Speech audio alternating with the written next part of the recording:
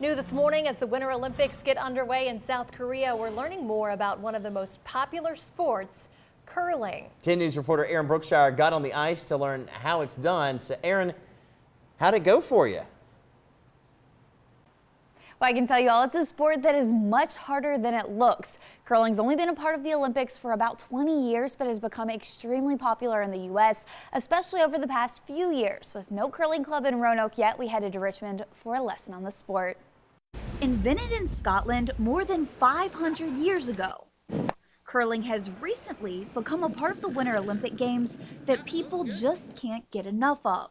I think it's such an interesting game to watch on TV because you get a bit of strategy to it. There's a lot of, it's not too intimidating looking where it looks like it's attainable to do. Which is exactly how I felt as we made the trip from Roanoke to the Richmond Ice Zone for a lesson on how to curl from the experts, the Curling Club of Virginia.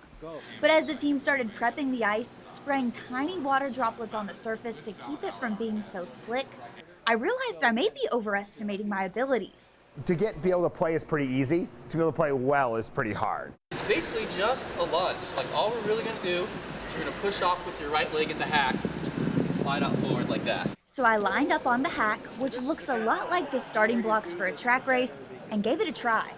Up, you look down. Looking up. Okay, not too bad, but not nearly as good as our instructors. Mike has been curling for more than 40 years, and James says he got involved in curling like many of the other members on this team after watching it on the Olympics. But they say practice makes perfect, so with a 42-pound stone in one hand and my stabilizer in the other, I tried it again. Really good. Stay down. And again.